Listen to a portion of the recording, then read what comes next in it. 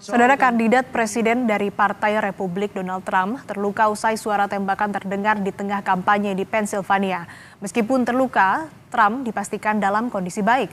Untuk membahas peristiwa penembakan Donald Trump, kita akan bahas bersama pakar hubungan internasional Universitas Indonesia, Profesor Hikmahanto Juwana.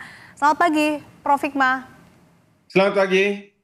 Prof, dari peristiwa penembakan saat kampanye Trump, bagaimana Anda melihat peristiwa atau kejadian ini?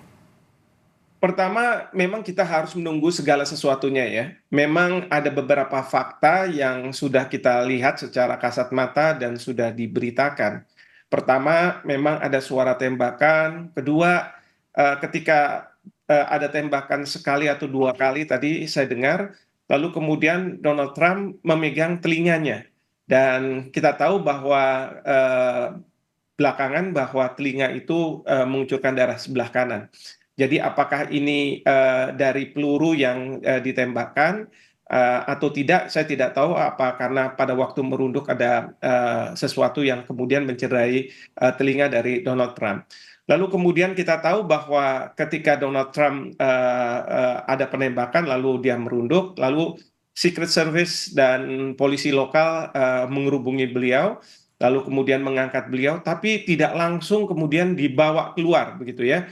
Di situ kita tahu bahwa Donald Trump sempat meneriakkan kata-kata fight gitu ya, jadi lawan gitu ya. Pertanyaannya adalah kenapa ada jeda itu? Tentu mereka-mereka yang ahli dalam masalah pengamanan VIP itu pasti akan tahu apakah ini sesuatu yang wajar atau tidak wajar. Lalu kemudian saya juga mengikuti berita di Amerika Serikat yang mengatakan bahwa penembaknya itu sudah ditembak mati dan penembaknya tidak ada di lokasi di mana Donald Trump melakukan kampanye, tetapi mungkin di gedung yang berbeda dan dia menggunakan senjata laras panjang. Ini yang disebut sebagai sniper.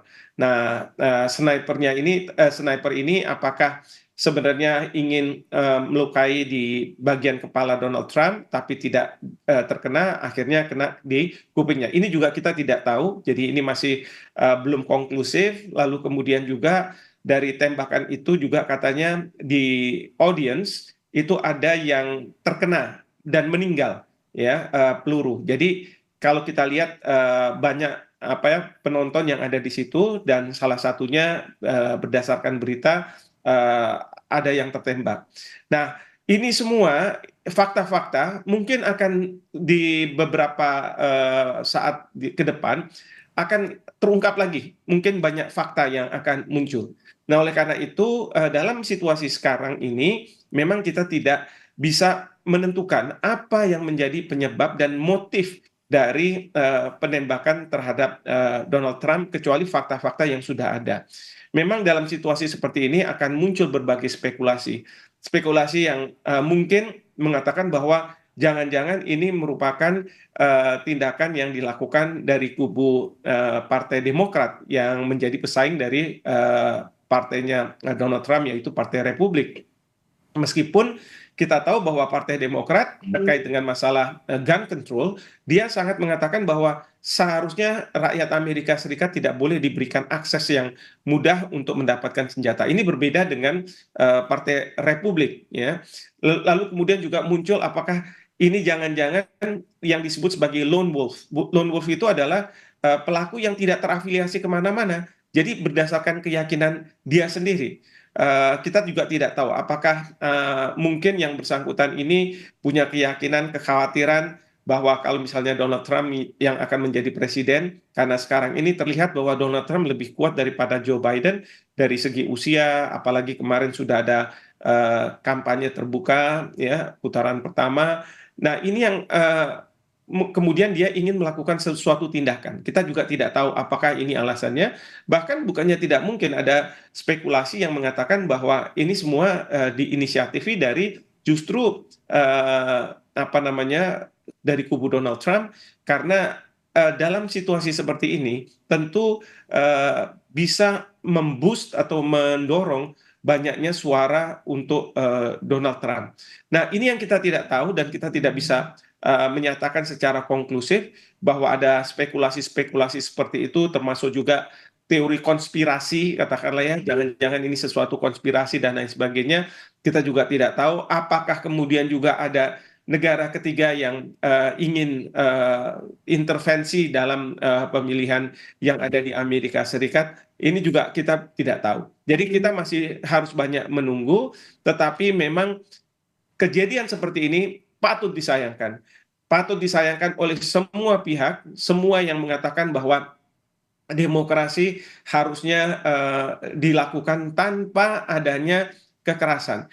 Kita tahu sekarang ini Presiden Joe Biden sudah menyampaikan penyesalannya karena ada tindakan seperti ini di Amerika Serikat. Demikian juga mantan Presiden Barack Obama. Dan saya yakin masyarakat di Amerika Serikat menyayangkan bahwa ada tindak kekerasan seperti ini. Dan ini yang terakhir kali terjadi pada waktu Robert F. Kennedy, adik dari John F. Kennedy, ketika dia maju sebagai calon presiden Amerika Serikat, tapi pada waktu itu dari Partai Demokrat, seperti itu. Oke, Prof, ini menarik dari peristiwa ini menimbulkan banyak spekulasi, mulai dari peristiwa tersebut terjadi memang atau penembakan ini berasal dari kubu lawan. Ada juga spekulasi dan konspirasi bahwa memang ini gimmick untuk kemudian bisa mendompleng suara Donald Trump yang dilakukan oleh Trump sendiri. Tapi katakanlah bahwa ini memang bukan dari kubu Trump itu sendiri, atau mungkin dari kubu lawan atau dari pelaku yang memang tidak terafiliasi dengan kegiatan politik begitu. Apakah ini artinya keamanan di Amerika ini kecolongan dan bisa kemudian bisa melukai salah satu kandidat di kontestasi Pilpres? Saya tidak bisa langsung juga mengatakan bahwa ini merupakan kecolongan dari pihak pengamanan dari Amerika Serikat, karena dalam situasi seperti sekarang ini, saya yakin banyak presiden ataupun calon presiden ingin dekat dengan rakyatnya, ingin komunikasi dengan rakyatnya. Memang dari sisi pengamanan ini sangat-sangat sulit kalau misalnya sudah dalam situasi seperti ini. Pengamanan seperti apapun juga itu bukan berarti kemudian 100% akan bisa memastikan bahwa yang akan dilindungi itu terbebas dari serangan seperti ini. Ya, sekarang misalnya pada waktu Paus Pope John Paul pernah ditembak gitu ya, lalu kemudian masih hidup.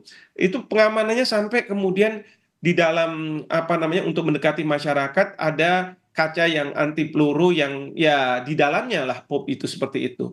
Nah, ini juga bisa apa namanya, bisa terjadi, dan kita tidak tahu dari mana sumber apa namanya, serangan itu. Katakanlah di venue yang terjadi di Donald Trump itu sudah dilakukan screening dan lain sebagainya untuk memastikan bahwa mereka yang memasuki venue itu tidak membawa senjata. Tapi kita lihat bahwa ini ternyata dilakukan di gedung lain yang katakanlah jauh dari tempat venue dan dilakukan dengan sniper. Jadi sekali lagi saya juga tidak bisa mengkonklusikan bahwa ini merupakan suatu kecolongan dari pihak pengamanan.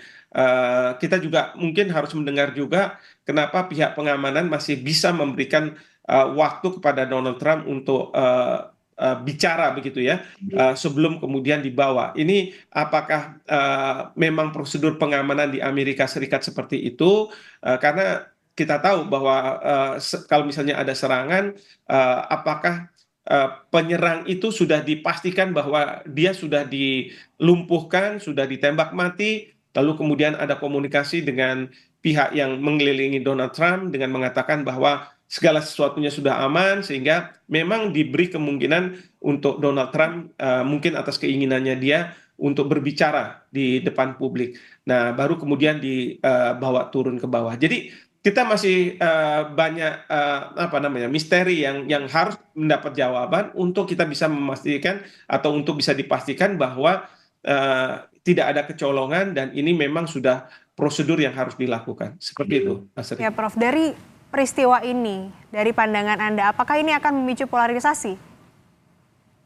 Ya, ini sangat-sangat bergantung ya, sangat bergantung hasil dari penyelidikan seperti apa. Apakah ini akan memunculkan polarisasi yang semakin kuat? Apakah ini akan menguntungkan Partai Republik, menguntungkan Donald Trump, atau justru sebaliknya ini akan merugikan Donald Trump dan justru akan menguntungkan Presiden Joe Biden. Kita tidak tahu ya, karena segala sesuatu ini akan bergantung pada hasil dari penyelidikan ini.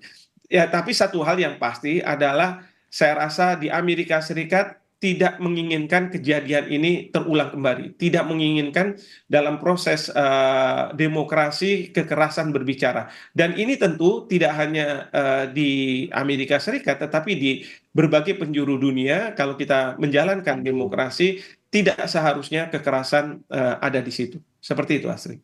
Ya, tentu tadi dijelaskan juga memang motif ataupun juga sumber serangan ini masih misteri, apa kemudian penyebabnya, siapa yang terlibat, kemudian siapa-siapa nanti yang kemudian dari hasil penyelidikan ini siapa yang diuntungkan, kemudian terkait dengan polarisasi ini juga tentu masih menunggu hasil dari penyelidikan. Tapi yang jelas tadi Prof seperti yang Anda sebutkan juga bahwa kekerasan memang tidak diharapkan di negara manapun, khususnya saat melakukan proses atau kontestasi politik. Terima kasih Profesor Hikmahanto Juwana, pakar hubungan internasional Universitas Indonesia telah bergabung bersama kami di Sapa Indonesia Akhir Pekan. Sehat selalu Prof. Terima kasih.